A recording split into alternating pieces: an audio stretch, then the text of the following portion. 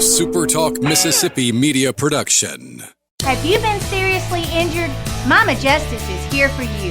Our medical team partners with top-notch doctors, surgeons, therapists, and urologists, ensuring a comprehensive recovery journey. If you've been injured, call Mama Justice today. We're here for you. I'm Steve Azar, and I'm on the other side of the microphone, meaning I'm asking the questions this time, and oh, have mercy for the airwaves. I spent 20 years in Music City, wrote and made some hits, traveled the world, and then moved my family back to the birthplace of American music and where the magnolia trees prosper. And now every time I put my feet on Mississippi soil, when I'm off the road, well, I'm at peace. On this show, it's all about hearing the stories straight from the mouths of the friends I've made along the way, their journey to success. Heck, there might be someone on, I don't even know, but you know how us Mississippi types are. We tend to take well to new company. In a Mississippi Minute, all 60 of them. I'm Steve Azar. It's just like that muddy river, moving slow.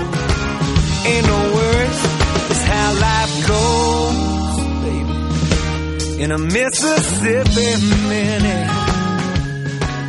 That's right. Hey folks, time for another In a Mississippi Minute. Excited about today's guest. Before I even go there, visit Mississippi.org as your music and culture ambassador of this hallowed ground. What do we call Mississippi? I'm telling you, plan a road trip with your loved ones. We are the birthplace of America's music. This year at the Rose Bowl Parade, they're going to have this celebration of 100 years. Part B.B. King, his birthday, which is just right down the road from me, and also celebrating the birthplace of America's music. Go to visit Mississippi.org. Okay, today's guest, artist, singer-songwriter who's truly putting art into the word artist.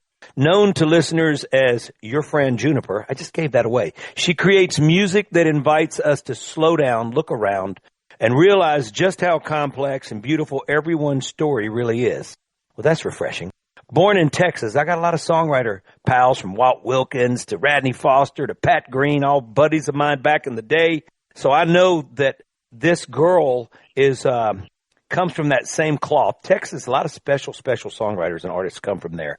And I've been blessed to be around them a lot of my life. And so here we go. She's carved out a sound that feels both reflective and cinematic.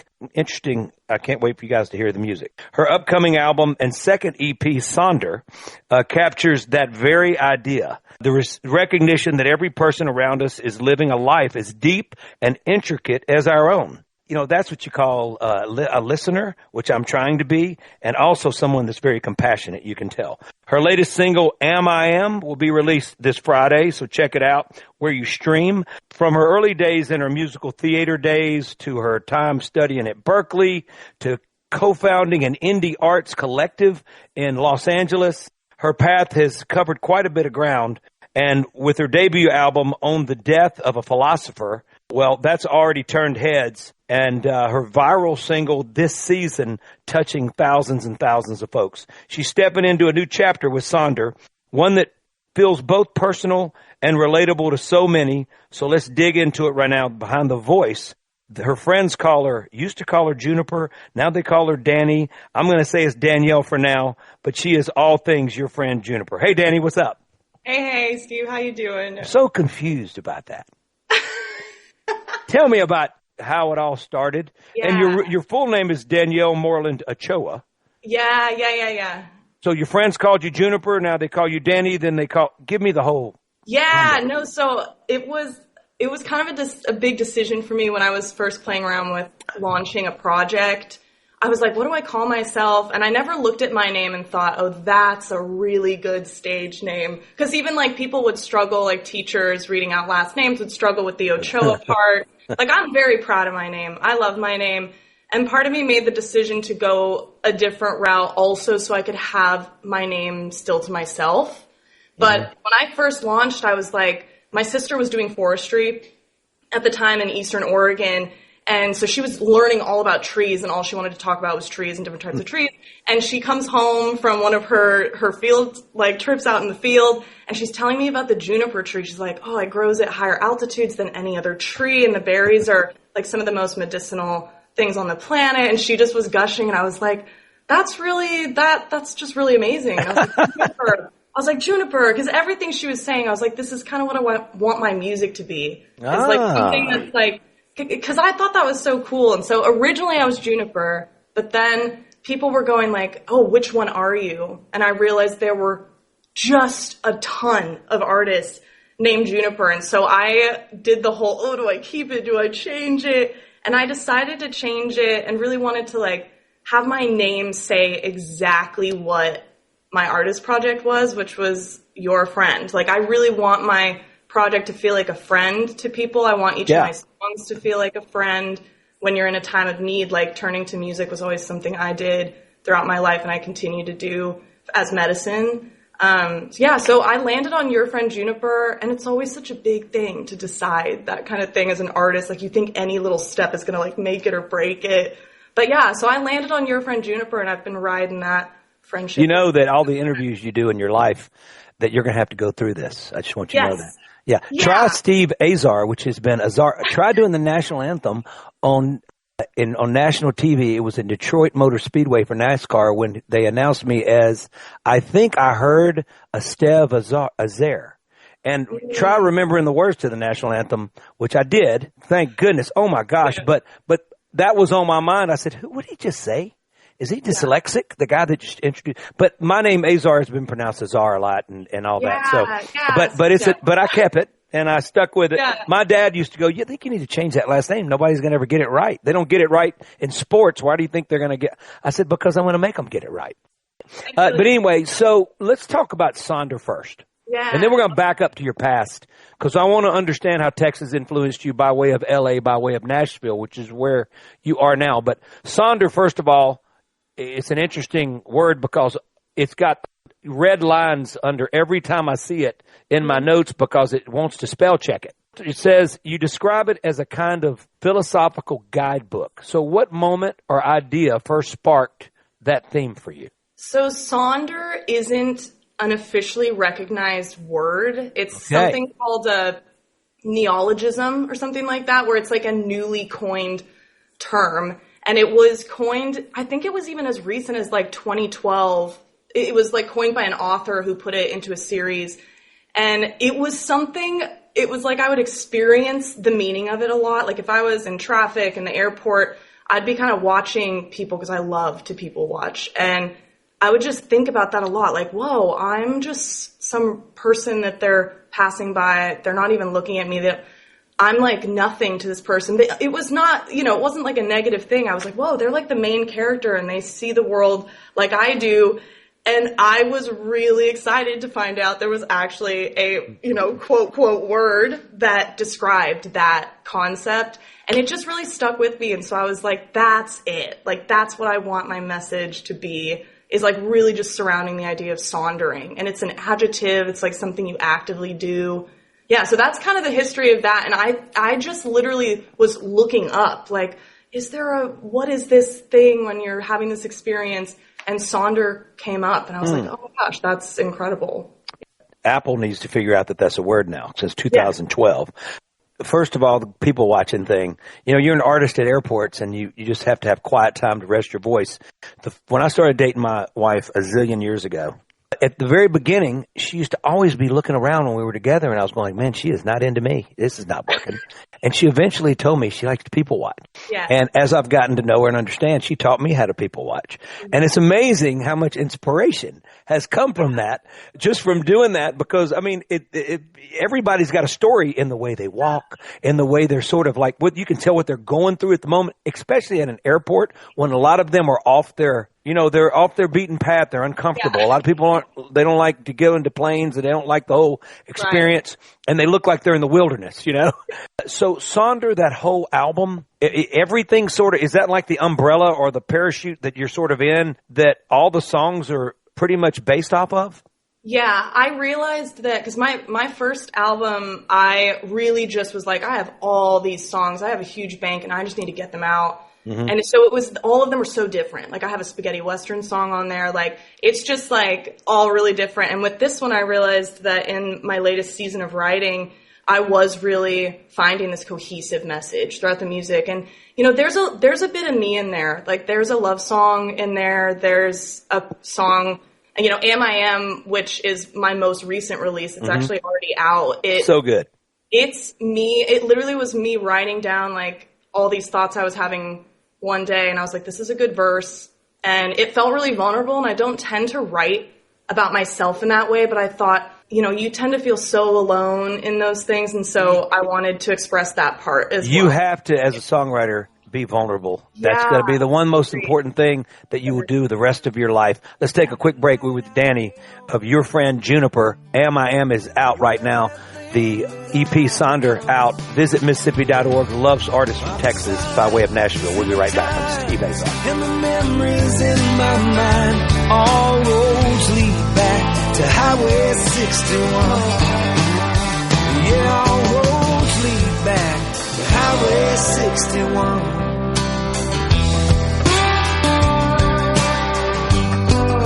Highway 61. Highway 61.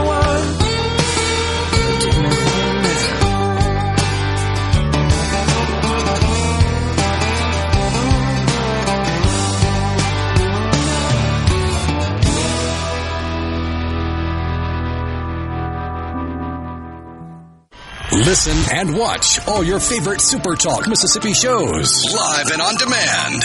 Listen to tons of music. Plus, get the latest breaking news from across the state with the SuperTalk Mississippi app. The SuperTalk Mississippi app.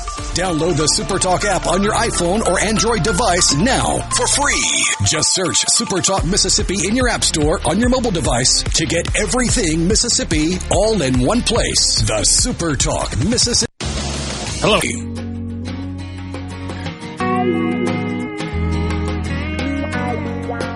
Rocking into a Mississippi Minute. I've got Danny. Her actual name is Danielle Moorhead Ochoa, but Danny from Your Friend Juniper. Your Friend Juniper is her act, her name, and that's what she goes by. And her new record, Sonder, is going to be out. That's an EP. When's Sonder out? It's out November 14th. Okay, so by the time this interview airs, the album will be out. So the album's out right now. It's out right now. And then I Am is out as well. And that was a single that is off of Sonder, correct? Exactly. Visit Mississippi.org. Have you played Mississippi soil yet in your life? I have not. What is going on here? I know. There's so many states I still need to hit. Well, you got it. But yeah, Mississippi's one I still need to hit for sure. Did you dig B.B. King? Wait, say that one more time? Did you dig B.B. King? Oh, yeah. I mean, especially, like, going to Berkeley, when you step into that world of, like, tons of jazz musicians. Yeah. Because I was all musical theater, so I knew lots of, like, standards. I knew where, all music comes from, blues. Sure. You know what I mean? So Berkeley was really where I gained such a, like, good education with Did that. they tell you how many Grammys that have been won from the state and how many nominations and why the second Grammy Museum sits here at Cleveland, Mississippi instead of somewhere else? They didn't tell you that at Berkeley, did they? And now I want my money I am back. your Berkeley right now.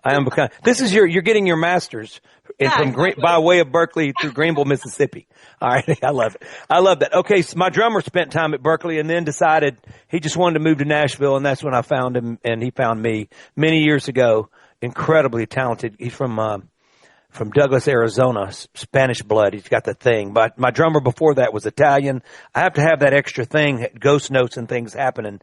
And I think it's their background, their genetic DNA that gives them that extra thing. Yeah, they're so special. Yeah, the cultural influence. Like even like you learn that like blues music in the South was heavily influenced by flamenco, like yes, that. And I really am such a like fan of that. I know there's a world around it, but yeah, having all those sounds come together can be just yeah. Well, so let's keep talking about you. I'm sorry, Texas. Let's talk about first of all, growing up in Texas. How long were you there? Then you end up being continuously nurtured in Oregon. Yeah. I played many shows in Portland and many shows in Astoria at this place called the Liberty back in the day. One of the most beautiful drives of my life, and late night, one of the most feared drives of my life in fog and all that. But tell me about the inspiration I know Texas and Oregon both must have had on your art. Oh yeah. No, I was living in Texas. I grew up just outside of Austin near Lake Travis. And it's like less than an hour away, so we were in the city a lot. And I lived there until I was 12. And I think, I was so immersed in musical theater. Like, of course, I was a teenage girl. Like, I loved pop. I loved Avril Lavigne. And, I was so into all these artists and in the pop world.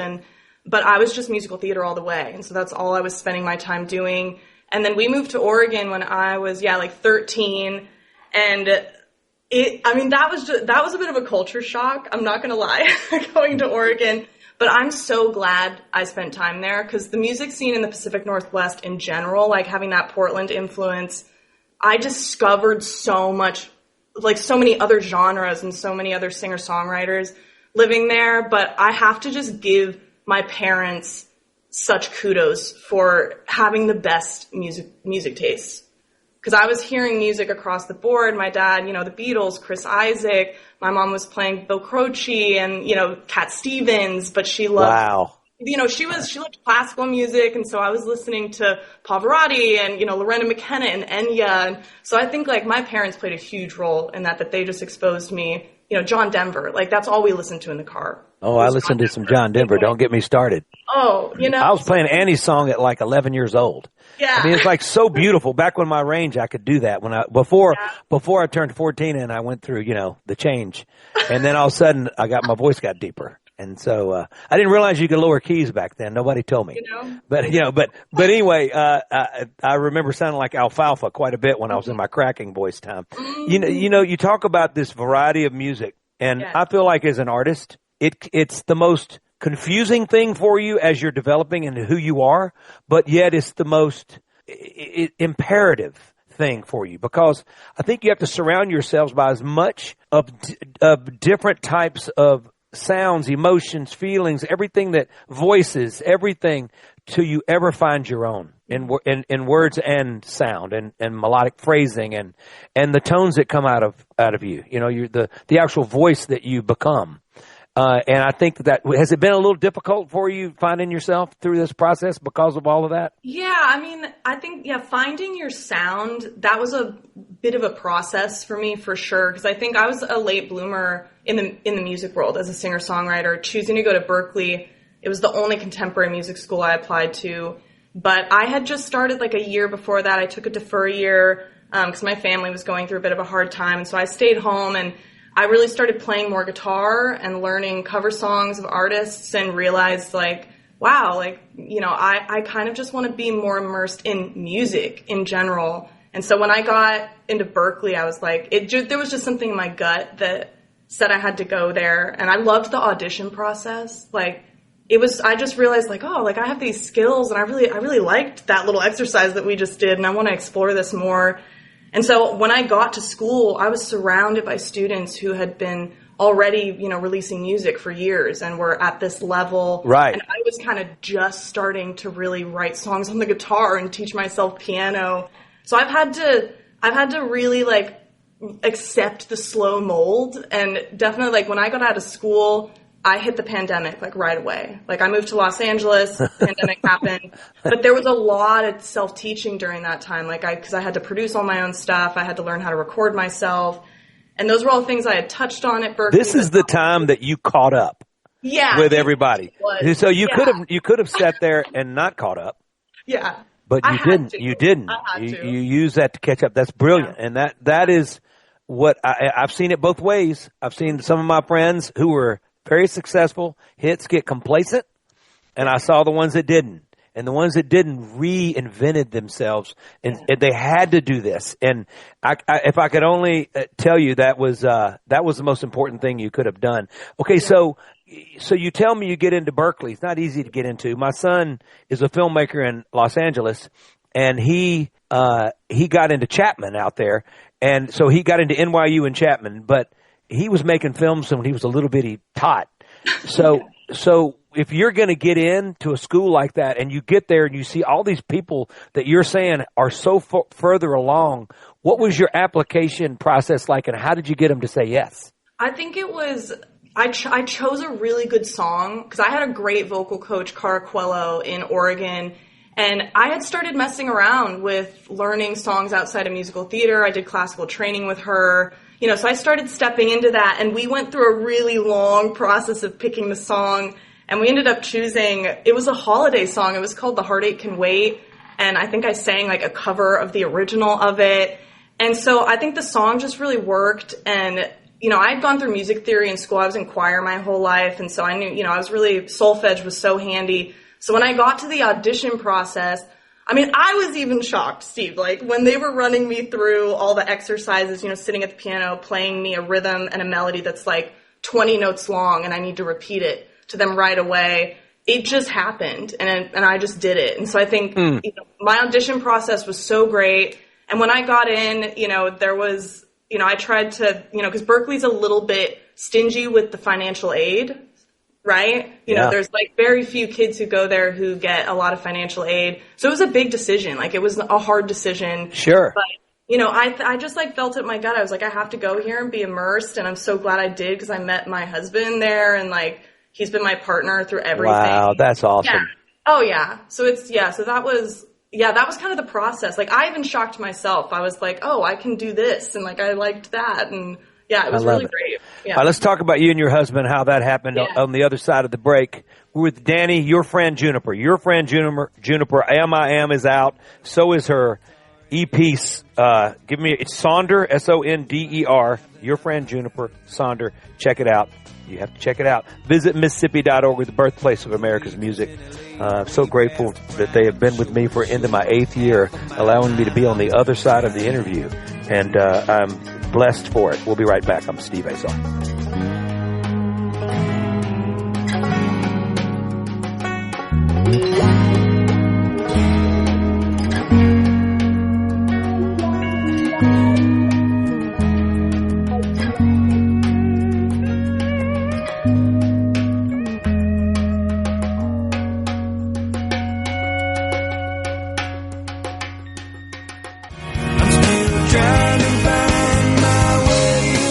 $20,000 available for first-time home buyers. Hey folks, Steve Azar here. Helping is the heart of our friends at Guarantee Bank. They offer programs like the Home Buyer Equity Leverage Partnership Grant that can assist qualified first-time home buyers with up to $20,000 towards down payment and provide home ownership counseling to empower you on your journey. These funds are first come, first served. Learn more about this program and to apply now, go to gbtonline.com. Guarantee Bank, member FDIC.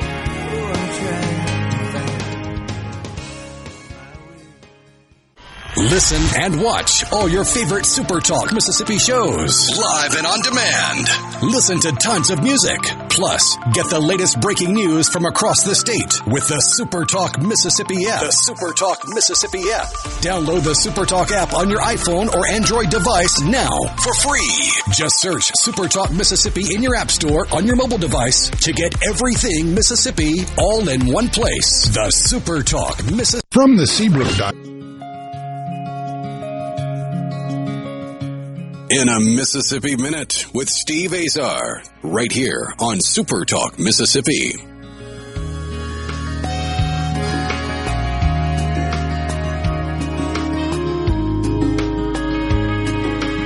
I'm definitely on the other side of the interview, that's for sure today. But really enjoying getting to know Danny of your friend Juniper. This EP Sonder is out. The Death of a Philosopher is her debut album. Check it out. So you'll be able to go to yourfriendjuniper.com. Yeah, I mean, I have, like, if you go to my Instagram, that's really like my landing page, and I've got a website link there. And so, I mean, everywhere that you can access music or content, I'm there. YouTube, TikTok. Like, if you type in Your Friend Juniper anywhere, you'll find me. Your husband and you, how do you guys meet at Berkeley? Yeah, we met, like, it was like the first class that we had was a music No, theory. you cannot do that, the first class. Yeah, no, we met first class, and then, you know, I was not really looking to, you know, like, be in a relationship throughout school. I think I felt really motivated there. I was like, I have a lot to do. Like, especially when I started rolling through it, I was like, okay, I've got a lot of work to do.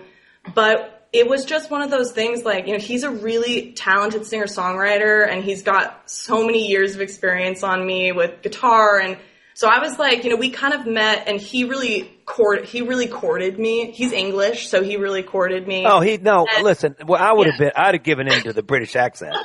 That's not even fair. Yeah. Are you kidding? No, it was just one of those things. Like, I think like that cliche that people talk about where it's like there's a tangible energy when you find that person. It was real, and I experienced it. And we really quickly dove into dating and a relationship, and it was just like, we've been together almost 10 years now. Are those his guitars or yours? It's a mixture. I've got my PV bass over there. I've got a couple K electrics. A lot of the acoustics are his because I kind of maneuvered towards electric recently, and so I've been really... That really wasn't the answer. I was looking for you to say, well, they're all mine.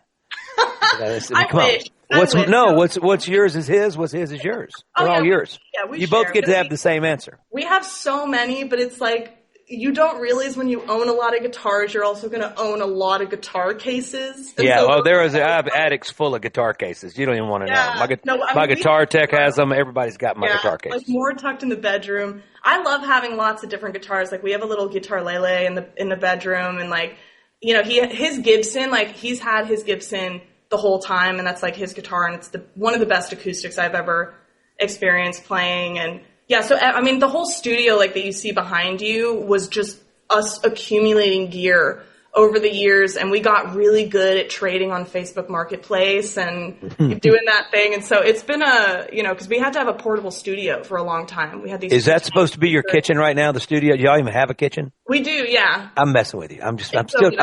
You're not getting my sense of humor so far at all, but that's okay. I know it's over there. I'm just kidding. But look, what's more important to me is what I'm looking at, and that is. Yeah. You've got your studio and your guitars and everything there. Are y'all creating a lot of the music there and then going to big studios and mixing, or are you able to do everything here at your place? Everywhere that we've lived, we've had a home studio, and that's where everything has happened. I love it.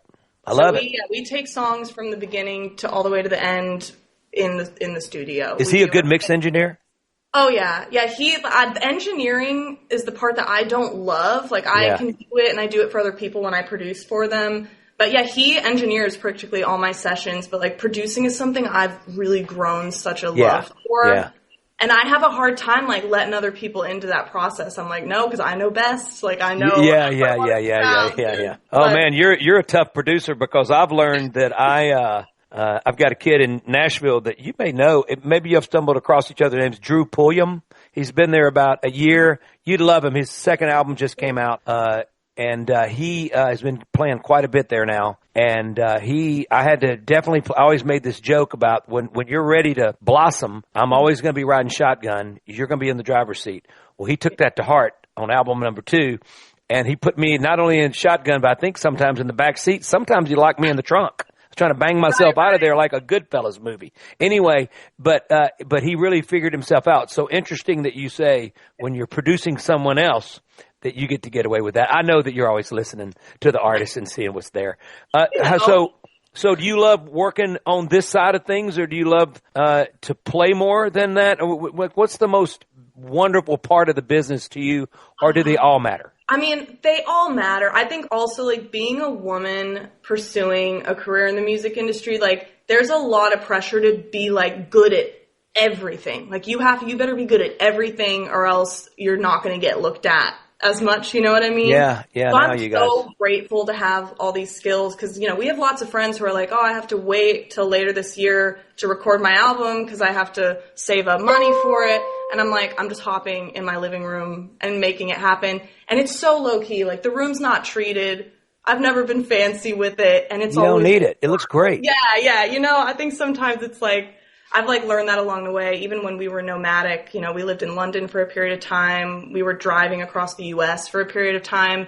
And we had like a little portable studio, and we would just set it up wherever. And so it became this thing where, like, I would love to experience that at some point, like really going into a nice studio and just fully live recording something with a band, because I love the collaboration. Yeah. Do you feel like y'all had to land in Nashville? I got publishing deals, and I went to write, do the writing thing as a writing artist, but I had to go there. So for you guys, these days, you just talked about being so involved in so much of it. you know, we weren't as much as, because now, you know, you can find your fans online and you can do a lot of things that the big labels already want you to have done for them by the time that they do. For me, I got on Universal and they helped me have I was ready for them because I was playing a lot of live shows growing up and I was prepared for them. They were prepared for me as much as possible, but it was a big label, you know, and so with you have to earn yourself there rather than anybody helping you develop to get there. You have to develop yourself. Yeah. So why Nashville? I'm just wondering. Yeah, no, I moved to LA right after school because a lot of my friends were moving there. It was like either New York, LA, or Nashville. And I think, you know, Greenville, Mississippi would have been good. But go ahead. I'm sorry. But that was like where everyone was going because, you know, you're asking people like, hey, where are you off to? And just a lot of these incredible players that I had met at Berklee were moving to LA. And I had this dream of putting together a band, but like a band that had like a mixture of sounds and instruments. And so, you know, we went there and my partner and I also were like, we want to start a collective. Like we want to start some kind of live music and art show. And LA had a good scene for that. And so we were there and, you know, we were there over the pandemic and I loved LA, but it was a grind to be there. I think it's like not for everyone. And so I started getting a little bit tired. Like after 4 years, I was like, man, it feels like moving through molasses, living here. You know what I mean? Like everything felt a little hard. And just driving alone from point A to point B was molasses. You know what I mean? So our son, I can call him and have a conversation like in his drive somewhere when he's going like 6 miles. I can, you know, catch up for an entire year's worth of stuff. Yeah, it's crazy. Yeah, so we had come to Nashville. We were on a Midwest tour, and we were like doing a lot of DIY tours, and came to Nashville and stayed for like a whole month. House sat for a friend in Madison, and I was like, "This is my scene," because I was so blown away going to rounds, going to shows. Sure, I was like, "I'm gonna grow here," and I liked the community. And yeah, so it was just like, wow, this feels really good to be here. You know what I mean? You're coming there where it's a little bit more industrial. I'm trying to or commercialize the buildings and all that. Yeah. When we were there, the only thing was the Bat Building, we call it, was the only really big building. Yeah. Got to play the old Opry House, obviously, the Ryman many times. Places like that was amazing. But the row itself, 16th Avenue, 17th, 18th, 19th, even into 20th Avenue, where all the labels were, all the agencies were, all the songwriters, all the houses, all the publishers, and we were up and down walking. We park your car and we were walking with our guitars strapped to our bodies, and we were going into all these places where all the hits were being made, and the hits from the past, from Willie and Waylon and Johnny and everybody. So that guys don't get to experience that because Music Row is not what it was, you know? No. It's like a cliche now that people who are Nashvillians who are like calling it Music Row. Yeah, they kind of say like, "Oh yeah, Nashville's changed a lot in the last 5 years." Oh yeah. Kind of like you're not really seeing Nashville, and it has. Like, well, you are, and it's the way it's moved. You know, it's almost Atlanta. Let's take a quick break. Yeah. Visit Mississippi.org is not like Atlanta, with the birthplace of America's music and one crazy talented girl, your friend Juniper. Danny here on the phone with me today. Check her new EP out. It is out right now. Sonder. We'll be right back. You're my sunshine. Everybody needs a little sunshine. Yeah, you're my sunshine. 'Cause like the dawn, you push it all away.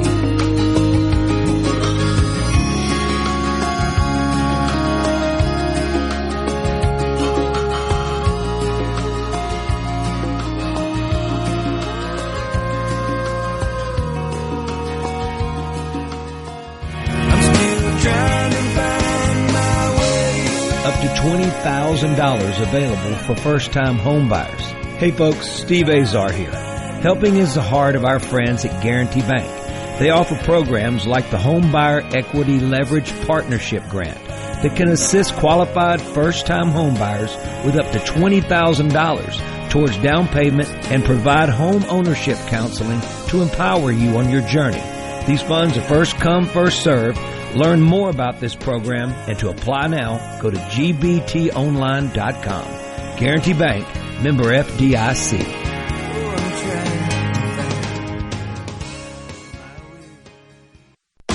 nowadays. Flying down that levee road, trying to see how fast you go. Have just a short segment left with my new friend, your friend Juniper, Danny. She goes by Danny. Used to go by Juniper, but your friend Juniper is the name of what you're going to find online everywhere. Her new EP, Sonder, is out, just out. Am I Am is the single. The Death of a Philosopher was her first album she put out, and she is on a roll, and I'm getting to see her right now. She's a sweetheart. She reminds me of my baby girl a little bit. Aww. So I'm being a little verklempt, and I'm going to call my daughter, who's in New York, rather than being down here. She's a chef there. So, okay, so let's dig into this deal y'all created. Wait, where is it at? You started the musical, no, not the theater. I'm finding the collective. Where is the Fuzz. Co-founding the Fuzz Collective in LA? Yeah, so we started that like right when we moved there. The Fuzz. I like it. Yeah, no, we lived in a house with like 6 other musicians. Like it was one of those like big dirty barn houses, and all of us, and they were so supportive and like helped us so much to grow it, but it just like took off right away. And we did have to shut it down for a bit over the pandemic, but when things began to lift, the audience just came right back. Like we felt such a hunger for it, and it was like we had this big back patio, and we had live music out there. We would have like a tattoo artist sometimes, and a visual artist, and we just wanted to have every artist of every medium there, and it was such a vibe. Like it was a lot of work. Wow, this reminds me of a lot of with Sheryl Crow in the Tuesday Night Supper Club. Yeah. I may have that wrong, but there's been a lot of groups that have gotten together that created sort of. I love y'all. Sounds more official than any of the ones I remember hearing about. That our friends had in Nashville or down in the Delta. I grew up in the whole blues scene. Yeah. Some of the greatest blues legends in the world let me hang around them as kids, and when I was a kid, and they were way adults, but they were sweethearts to me.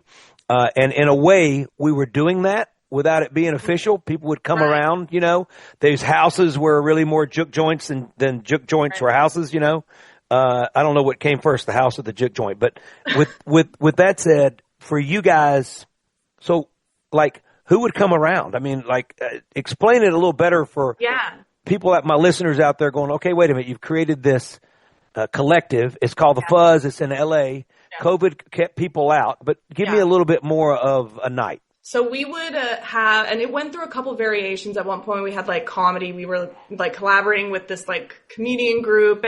But it eventually, when it got really solidified, we'd have probably like 3 to 4 artists performing 20-minute sets, and we often pushed for full band, but we went anything from solo to full band. Wow. So it'd be like you'd come, and it was a lot of friends. It was a lot of musicians and artists, because and I loved that part of it. Like the collaborations and friendships that came out of it was the best part. But I usually sit at a table at the gate. Like it was really DIY. And the door was just like, if you could, a $5 donation, because we wanted it to be like anybody can show up. So it was a lot of musicians and artists and young creatives and coming through the door, and they would walk through the house, and we'd have like an artist set up a little installation in one of the rooms. At one point we had like an old TV with like Mario Kart and Pac-Man on it. But it was a hang. Really. Where are the neighbors in this? You pay neighbors coming out sitting in lawn chairs? Or? No, we've always gotten so lucky. We always talked to our neighbors and we'd say, hey, like, would you mind if once a month it was just like really epically good music was like blasting through the neighborhood? And they were always so sweet. I love that. Yeah. We even did it in Van Nuys. Like our last year there, we lived in this smaller house in Van Nuys, and it kind of turned into this like more intimate show, but we like decked out the inside of our house and turned it into a bit of like a weird museum. And yeah, it's always been fun. Like I'm excited to pick it back up here in Nashville. We've hosted a few here, and I think we're still trying to really find that like perfect spot for it. Yeah. But I'm really stoked to get it up and going again, because we got such a good reception here. Like I think people are really hungry for that kind of like DIY house show. Like even a lot of musicians I'm talking to, including like, and I feel this way, like I prefer a listening room and a backyard show, and it just like feels better. Like I'm starting to veer away from doing only venues to doing quite a lot of those shows because it's just like there's just an energy in the room. You know, they call them like house parties when you're in the Americana world. A lot of my Americana friends, when they're between gigs, they find these these gigs that are really great. I can't thank you enough for spending time with me. You are awesome. And I wish you all the best. My man Rob Evanoff, who set us up, he's my guy. He's a brother and he's a sweetheart. So y'all are working with one good dude, I can tell you. Agreed.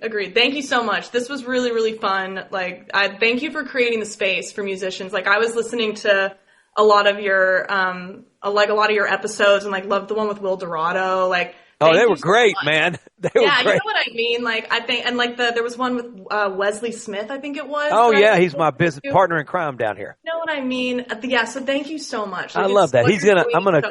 I'm calling him right now and telling him that he's gonna turn red.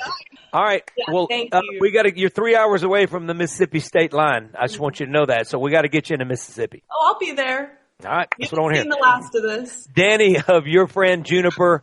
Saunders out, the new EP, her last album, The Death of a Philosopher. Am I Am is one of the singles. Check it out. Check her out everywhere. Your Friend Juniper. Later on, Danny. Thank you. Thank you. Visit Mississippi.org. On steroids, Mississippi, the birthplace of America's music. Go check them out and plan a road trip with your loved ones later on. I'm Steve Azar. In a Mississippi Minute, all 60 of them, where you can take your sweet time.